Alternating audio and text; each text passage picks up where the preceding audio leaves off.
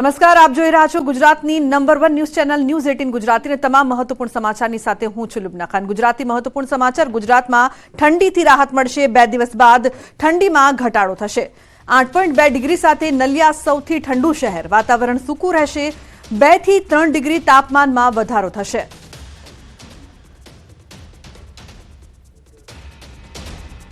Minimum temperature की बात करेंगे तो जो नेक्स्ट 24 आवर्स में नो लार चेंज है, उसके बाद 2 से 3 डिग्री सेल्सियस का ग्रेजुअल राइज है। और मिनिमम टेम्परेचर अहमदाबाद की बात करेंगे तो 13 डिग्री सेल्सियस रिकॉर्ड हुआ है और गांधीनगर का 10.5 डिग्री सेल्सियस रिकॉर्ड हुआ है। और अहमदाबाद और गांधीनगर के मिनिमम टेम्परेचर की फोरकास्ट की बात करेंगे तो अहमदाबाद का 13 डिग्री सेल्सियस और गांधीनगर का 11 डिग्री सेल्सियस का पूर्वानुमान दिया गया है। और पूरे गुजरात स्टेट की बात करेंगे जहाँ पे लोवेस्ट मिनिमम टेम्परेचर रिकॉर्ड हुआ है वो नलिया है। 8.2 degree Celsius minimum temperature record हुआ है। तो अन्य महत्वपूर्ण समाचार अमदावादથી। અમદાવાદમાં અસામાજિક તત્વોનો આતંક। ચાંદખેડાનો બનાવ સીસીટીવીમાં કેદ। શિવમ રો હાઉસ પાસે ગેરેજમાં થઈ હતી મારામારી। 15 જાન્યુઆરીનો બનાવ। હજુ સુધી કોઈ નક્કર કાર્યવાહી ન થઈ હોવાનો આક્ષેપ। મારામારીના કેસમાં 7 લોકો સામે ફરિયાદ થઈ છે। સામાન્ય બોલાચાલીમાં મારામારી થઈ હતી। તો આ સમગ્ર ઘટના સીસીટીવીમાં કેદ થઈ છે। અમદાવાદના ચાંદખેડાની આ સમગ્ર ઘટના છે જે સીસીટીવીમાં કેદ થઈ।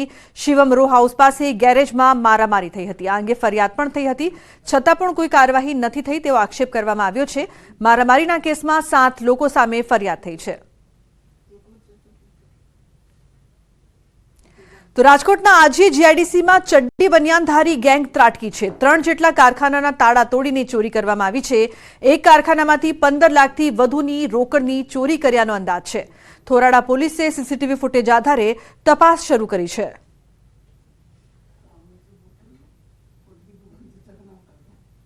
अन्य समाचार की बात करिए तो गीर सोमनाथना वडोदरा डोडिया गामे सिंहे कर्यो शिकार। मोडी रात्रे गामना चौकमां सिंहे आटाफेरा मारीने पशुनो शिकार कर्यो। दृश्यों सीसीटीवी कैमरामां कैद थया छे। गत मोडी रात्रे गाममां सिंह आवता चढ़ता लोकोमां भयनो माहोल। सिंहे वाछरडीनुं मारण कर्युं होवाना दृश्यों पण सीसीटीवीमां कैद थई गया छे। तो दृश्यों में जोई शकाय छे कई रीते सिंह आवे छे अने शिकार करे छे। आ समग्र घटना सामे आवी छे। मोडी रात्रे सिंह आव्यो हतो, लटार मारता मारता शिकार कर्युं हतुं। शिकारना दृश्यों सीसीटीवीमां कैद थया छे। तो बीजी तरफ ग्रामजनोमां भयनो माहोल जोवा मळी रह्यो छे। अवारनवार आ विस्तारमां सिंह आटाफेरा करे छे। कोડીનારના ઘાંટવડ ગામમાં રહેણાંક વિસ્તારમાં મકાનમાં દીપડો ઘૂસતા અફરાતફરી જોવા મળી। જંગલ વિસ્તારમાં આદમભાઈ ઇબ્રાહીમભાઈ સલેતનના મકાનના રાત્રે દીપડો ઘૂસ્યો હતો। આ અંગે મકાન માલિક આદમભાઈએ વન વિભાગને જાણ કરી હતી। વન વિભાગે ઘટના સ્થળે પહોંચી ભારે જહેમત બાદ દાટ દ્વારા દીપડાને બેભાન કર્યું હતું। ત્યારબાદ દીપડાને પકડવાની કામગીરી કરી। जामवाड़ा रेस्क्यू सेंटर खाते दीपड़ाने पहोंचाडवामां आव्यो हतो। भारे जहमत बाद वन विभागनी टीमे दीपड़ाने बेभान करी પાંજરે पूर्यो हतो। दीपड़ो પાંજરે पूराता ग्रामजनोए राहतनो श्वास लीधो हतो।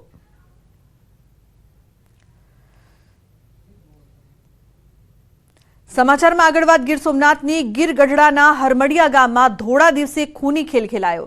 गामनी बजारमां 2 सग्गा भाईओ पर युवके कर्यो जीवलेण हुमलो। एकનું घटना स्थळे મોત નીપજ્યું। एक युवक गंभीर हालतमां छे। इजाग्रस्तने વધુ સારવાર માટે ઉનાથી જૂનાગઢ રિફર કરાયો। હત્યાને અંજામ આપી હત્યારો ફરાર થયો। પોલીસે સ્થળ પર પહોંચીને તપાસ હાથ ધરી છે।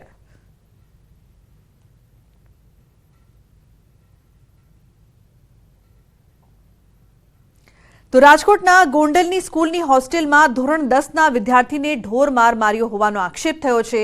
धोळकिया स्कूलनी होस्टेलमां आ बनाव बन्यो हतो। 2 रूम पार्टनर अने होस्टेलना 2 विद्यार्थीओए पीड़ितने ढोर मार मार्यो हतो। आ बनाव बाद विद्यार्थीने होस्पिटल खसेडायो हतो। पीड़ित विद्यार्थीनुं कहेवुं छे के बनाव बाद तेनी पासे एक शिक्षके माफीपत्र लखाव्युं हतुं। तो स्कूल संचालकोए वालीने मोडे जाण करी होवानो पण आक्षेप थयो छे। आ बनाव बाद वालीओए पोलीसने रजूआत पण करी छे। आ तरफ बी डिविजन पोलीसे पीड़ित विद्यार्थीनुं निवेदन पण लीधुं छे। तो उखेरी मारा जाति प्रत्ये जातिवाद उभाड़ी अने बोल्या के एवुं बधुं कही अने मने मार मारवामां आव्यो। अने मैं तेने एक भूलथी गार देवाई गई ते माटे मने पट्टा अने पाटा टीकाना मार मारवामां आव्या। अने सवारे ज्यारे हूँ तैयार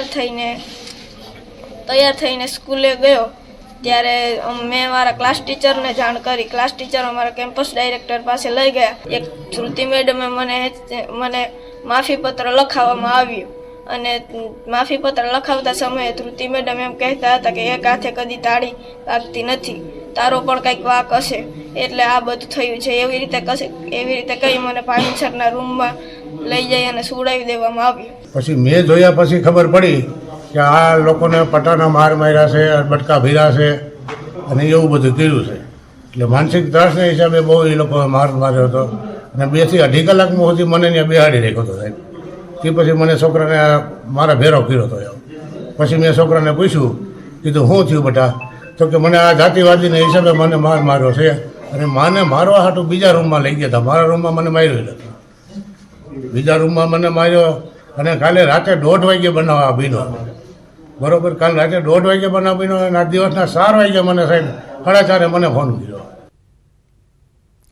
ગૂગલ પરથી નંબર લઈને ઓનલાઈન ટિકિટ બુકિંગ અને કેન્સલેશન કરતા લોકો માટે ચેતવણીરૂપ કિસ્સો સામે આવ્યો છે. આવા જ ગુનામાં સાયબર ફ્રોડ માટે કુખ્યાત જામતારા ગેંગના આરોપીઓ ઝડપાયા છે. રેલવે ટિકિટ બુકિંગ કેન્સલ કરવાના બહાને 1.90 લાખથી વધુની છેતરપિંડી કરનાર ઝારખંડના જામતારાના 3 આરોપીઓની વલસાડ સાયબર ક્રાઇમ બ્રાન્ચે ધરપકડ કરી છે. ફરિયાદીએ રેલવેની ટિકિટ કેન્સલ કરાવવા રેલવે કસ્ટમર કેરનો નંબર સર્ચ કરી ફોન કર્યો હતો, જેમાં સામેથી અજાણ્યા લોકોએ ફોન રિસીવ કરીને યાત્રીને વિશ્વાસમાં લઈ વોટ્સએપ લિંક મોકલી. બાદમાં તેના આઈડી પાસવર્ડ મેળવીને નેટ બેન્કિંગથી ફરિયાદીના ખાતામાંથી 3.20 લાખની 2 લોન ક્રેડિટ કરાવી અને 1.95 લાખ અન્ય ખાતામાં ટ્રાન્સફર પણ કરાવી લીધા.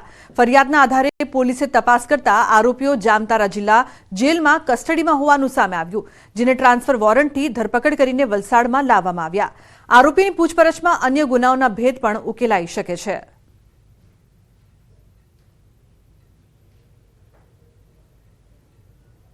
તો બોટાદના ગઢડામાં એક સપ્તાહ પહેલા એટીએમ તોડીને થયેલી 36.66 લાખની ચોરીનો ભેદ ઉકેલાઈ ગયો છે. પોલીસે સિક્યોરિટી ગાર્ડ સહિત 4 આરોપીઓને ઝડપી લીધા છે. 19 જાન્યુઆરીએ પોલીસ સ્ટેશન સામેની શેરીમાં આવેલા એસબીના એટીએમમાંથી 36.66 લાખની ચોરી થઈ હતી, જેની તપાસ દરમિયાન પોલીસને સિક્યોરિટી ગાર્ડ પર શંકા જતા ઉલટ તપાસ કરી, જેમાં ગાર્ડ ભાંગી પડ્યો અને ગુનાની કબૂલાત કરી લીધી. આરોપી આર્થિક સંકળામણના કારણે પોતાના ભાઈ અને મિત્રો સાથે મળીને ચોરીનો પ્લાન બનાવ્યો હોવાની કબૂલાત કરી. આરોપી નીરજ ટેકનિકલ જાણકાર હતો, જેથી ભાડેથી ગેસ કટર લાવી ઇલેક્ટ્રિસિટી બંધ કરીને એટીએમ તોડ્યું અને ચોરી કરેલા રૂપિયાનો થેલો લઈ મિત્રો સાથે ભાઈની વાડીમાં પહોંચ્યો હતો. હાલ પોલીસે 4 આરોપીઓની ધરપકડ કરી લીધી છે.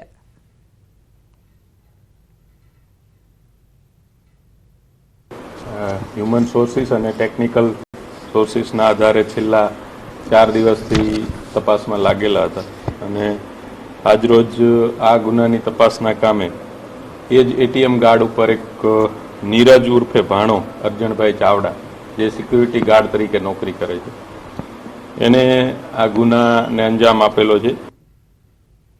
તો ધોરાજી એમએલએ મહેન્દ્ર પાડલિયાનો વિડીયો વાયરલ થયો છે. હળવી શૈલીમાં મહેન્દ્ર પાડલિયા બોલ્યા, કહ્યું 5 લાખની લીડ મારી કેમ કરવી?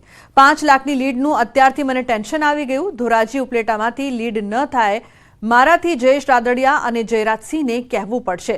1.25 લાખની લીડમાં મદદ કરજો. જયેશભાઈ અને જયરાજસિંહ મદદ કરે તો લીડમાં વાંધો ન આવે. ગોંડલ ભાજપ કાર્યાલય ઉદ્ઘાટન પ્રસંગનો આ વિડીયો વાયરલ થઈ રહ્યો છે. થોડુંક અઘરું છે ધોરાજી ઉપલેટામાં, મને ટેન્શન ક્યારથી કરી ગયું છે તમને કહું કે 5 લાખની લીડની પાટલી સાહેબે ટાર્ગેટ આપ્યું. મેં તો 5 લાખમાં અમે કીધું મારવું ક્યાં? એટલે હું છે ને જયેશભાઈને ને ગોંડલ જયરાજસિંહ બાપુને કહેવાનું છું કે તમે 1.25 લાખનું નાખો પૂરું, મારે કઈ બહુ વાંધો ન આવે, બરાબર ને? કોઈ છતાં અમે વિચાર કર્યો છે, અમે સ્થાનિક કાર્યકર્તા હોય, અમે સ્થાનિક કાર્યકર્તા જે 5 મંડળ છે, 5 મંડળના ટીમમાં અમારા પ્રભારી અહીં બેઠા છે, બધાએ નક્કી કર્યું કે આપણે 3 ગણા કરવા છે. એટલે 5 કરીને 36 વાત હતી, તો પછી એમાં રમેશ બાપા કે 36 નહીં હાલે, 51,000. એટલે હવે ટેન્શનમાં છું. અમારા વિસ્તારના કાર્યકર્તા અહીં આવ્યા છે, આપણે એક જ કામ કરવું જોઈએ સાહેબ, મારું એવું સૂચન છે નમ્ર, કે આપણે કાંઈ કરવાનું નથી. સાહેબ જે વાતાવરણ આખા સમગ્ર દેશમાં ઊભું કર્યું છે, આપણે બુથની મતદાનની વ્યવસ્થા જ ગોઠવવાની છે. તો લોકસભા ચૂંટણી પહેલા કોંગ્રેસ પણ એક્શન મોડમાં આવી ગઈ છે. અમદાવાદમાં કોંગ્રેસ કાર્યાલય પર પ્રદેશ ઇલેક્શન કમિટીની બેઠક મળી. આ બેઠકમાં સ્ક્રીનિંગ કમિટીના સભ્યો હાજર રહ્યા. ગુજરાત સ્ક્રીનિંગ કમિટી ચેરમેન રજની પાટીલની અધ્યક્ષતામાં આ બેઠક થઈ. સ્ક્રીનિંગ કમિટી રચના થયા બાદ પહેલીવાર આ બેઠક મળી છે. પ્રદેશ અધ્યક્ષ શક્તિસિંહ ગોહિલ, વિપક્ષ નેતા અમિત ચાવડા પણ ઉપસ્થિત રહ્યા. તો અર્જુન મોઢવાડિયા, ગ્યાસુદ્દીન શેખ, લાલજી દેસાઈ સહિતના નેતાઓ પણ આ બેઠકમાં હાજર રહ્યા હતા. Gujarat screening committee chairman Rajnibhai પાટીલનું નિવેદન. લોકસભા માટે ઉમેદવાર પસંદગી અંગે ચર્ચા કરીશું. કેવા ઉમેદવાર પસંદ કરવા તે બધા સાથે બેસીને નક્કી કરીશું. ગુજરાતમાં વધારેમાં વધારે તાકાતથી લડીશું ચૂંટણી. આપ સાથે ગઠબંધન અંગે બેઠકમાં ચર્ચા પણ કરીશું. તો લોકસભાની એક પણ બેઠક ન હોવા છતાં રાજનીતિમાં ઉથલપાથલની શક્યતા.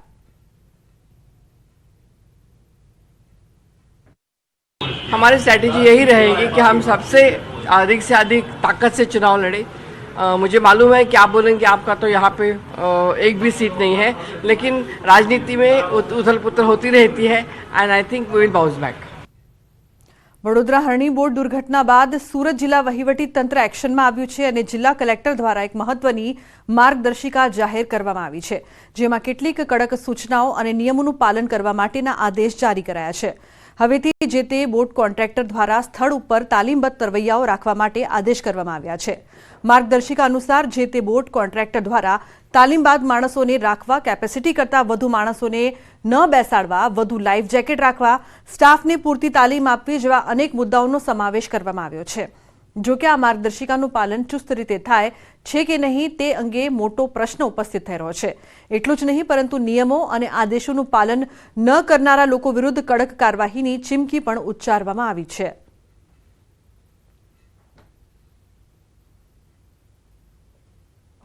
અને એના સાથોસાથ અમુક અહેવાલો દરેક વિભાગ પાસેથી અને દરેક સંસ્થા પાસેથી મંગાવવામાં આવેલા છે. એમાં આપણે પ્રથમ તો કુલ કેટલા વેસલ્સ અત્યારે કાર્યરત છે એની ગણતરી કરવામાં આવશે. એનું રજિસ્ટ્રેશન થયેલું છે કે નહીં એ ચકાસણી કરવામાં આવશે. એની યાંત્રિક ગુણવત્તાનું પ્રમાણપત્ર સંસ્થા દ્વારા રજૂ થયેલું છે કે નહીં એની ચકાસણી કરવામાં આવશે. એના બાદ એમને જે તરવૈયાઓ છે અને બોટના વેસલના ચાલક છે એમની તાલીમના સર્ટિફિકેશન વેરીફાઈ કરવામાં આવશે. ત્યારબાદ સેફ્ટી ઇક્વિપમેન્ટ નિયમોનુસાર મૂકેલું છે કે નહીં, ફાયર અને ઇમરજન્સી સર્વિસીસ ડિપાર્ટમેન્ટની એનઓસી લીધેલી છે કે નહીં, એ બધી ચકાસણી કરવામાં આવશે.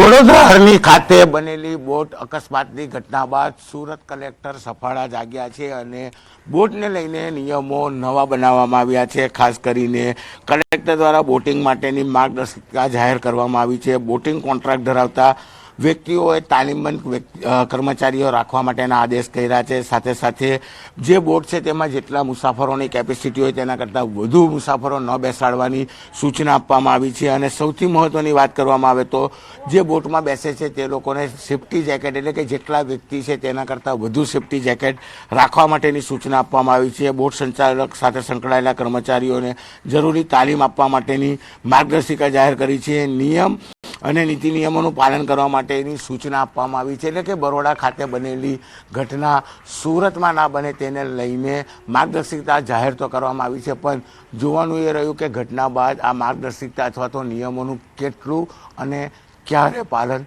થશે. કેમેરામેન ભરત બ્રહ્મભટ્ટ સાથે કીર્તેશ પટેલ, ન્યૂઝ 18 ગુજરાતી, સુરત. તો ફરી એકવાર રાધનપુરની પીપળી ડિસ્ટ્રિક્ટ કેનાલ ઓવરફ્લો થઈ છે. ખેડૂતોના હિત માટે બનાવેલી કેનાલ કોની બેદરકારીના કારણે વારંવાર ઓવરફ્લો થાય છે તે પણ એક મોટો સવાલ છે.